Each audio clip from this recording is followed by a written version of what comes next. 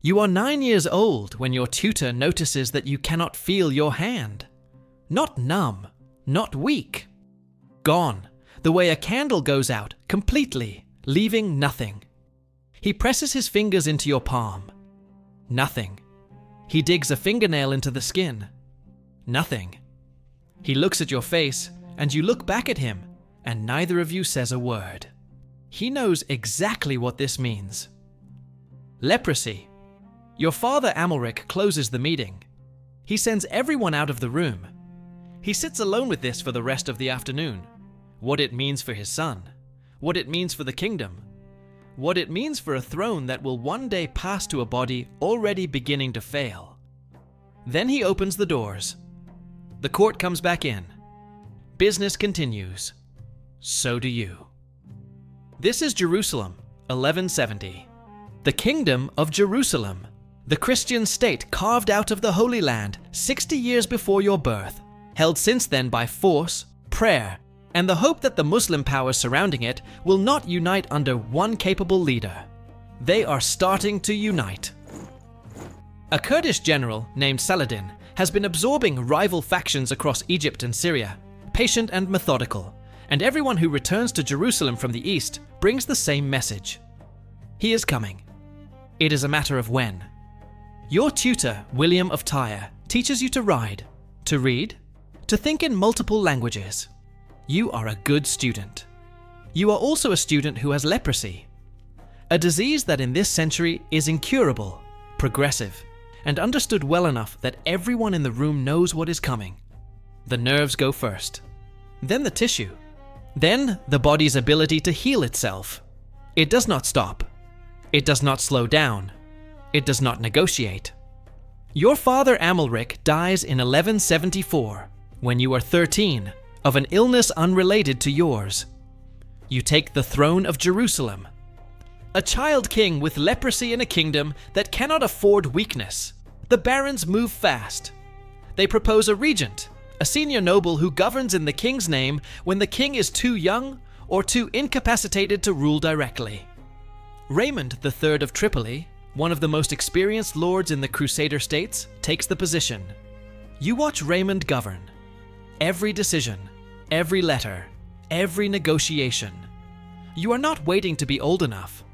You are learning everything you need to take the power back. 2 years later, at 15, you dismiss Raymond and begin governing yourself. The barons are skeptical. Your right hand is already wrapped permanently in court. The fingers losing definition beneath the linen. The skin underneath changing in ways you can no longer monitor because you cannot feel it changing. You sign documents and issue orders and ride out to inspect the kingdom's defenses. You do not give anyone a reason to doubt that the person in the room is the king. Here's what nobody tells you about ruling a kingdom with leprosy. The disease doesn't care about your schedule. It keeps working while you're in council. It keeps working while you're on campaign. It keeps working while you're winning. In 1177, Saladin crosses into the Kingdom of Jerusalem from Egypt with approximately 26,000 soldiers, moving north along the coast toward Jerusalem. Your entire available force is somewhere between 375 and 500 knights, plus infantry. Every military advisor tells you the same thing. Do not engage in open battle. You are 16. You ride south anyway. Saladin has made one mistake. His army is spread across the coastal plain near Montgisard, moving north in a column, not in battle formation, not expecting contact. No rational commander engages 26,000 soldiers in open ground with 375 knights. Saladin knows this. His main force is strung out over several miles of road, and strung out armies cannot fight. You catch him there. You lead the charge yourself at the front of your knights. Right hand wrapped, gripping the reins by instinct rather than feel. Left hand on the sword. You hit their column at full gallop, and the impact is immediate. The man directly in front of you goes down under the horse before he gets his shield up. You swing right at the next one without fully steadying. There is blood on your arm that isn't yours, and you don't stop to check whose it is. Around you, the line is collapsing inward because there is nowhere for them to go. River on one side, your knights closing on the other, men packed too tight to swing. You keep moving forward until there is no one left in front of you. Saladin's bodyguard forms a ring around him and fights to extract him. They succeed, barely. He escapes on a camel, because all the horses around him are dead. His army routes across the plain, pursued by your knights until the horses cannot run anymore. The battle lasts less than an hour. You have just destroyed the largest army Saladin has ever brought against Jerusalem. You are 16 years old. That night you ride back to Jerusalem and unwrap your right hand in the dark of your tent. There is blood where the rains cut in, deep, clean cuts you never felt during the charge. You look at them for a moment. You wrap the hand again. Tomorrow there will be a kingdom to run. That was 1177. The victory changes nothing about the disease, and the disease does not wait. By the time you are 18, the mask appears. Not from vanity. A king's visibly decaying face is not useful for morale, and you are always thinking about morale. It is silver, fitted to the face, expressionless. You wear it in every public appearance from this point forward. Behind it, your face continues doing what it does. The mask does not.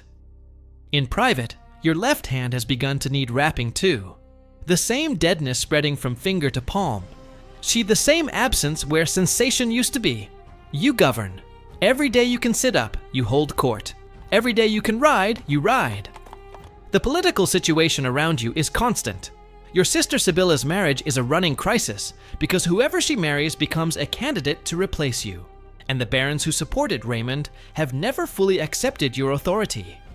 In 1179, you meet Saladin again at Marj Ayun, a river crossing in the north of the kingdom. This time, the ground favors him.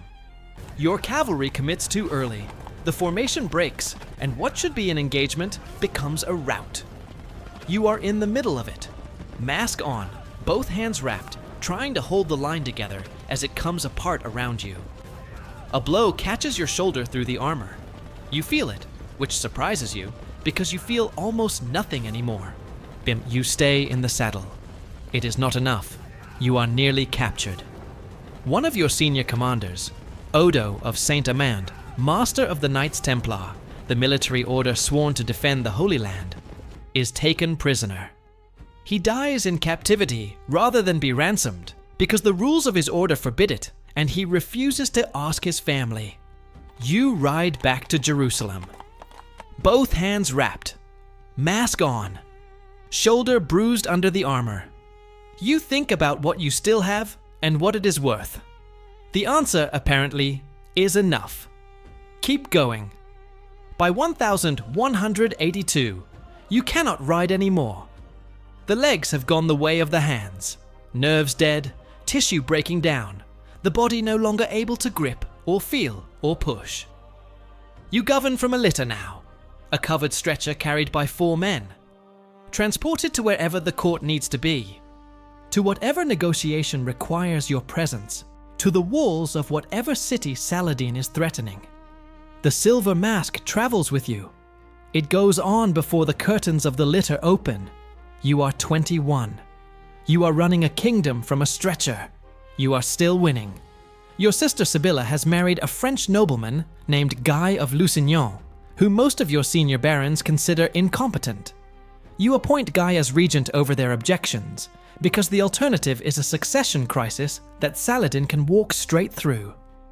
Guy immediately makes decisions that nearly trigger the war you have been managing since you were 16. You remove him from your litter. With your left hand no longer able to hold a pen, you dictate the order to a scribe, and he writes it down, and it goes out under your seal. Should you appoint Raymond of Tripoli in Guy's place, the same man you dismissed at 15? Because Raymond is the most capable military commander available, and capable commanders are what Jerusalem needs above everything else. Remember this: you removed your regent and appointed a replacement while your hands no longer worked and your legs were gone.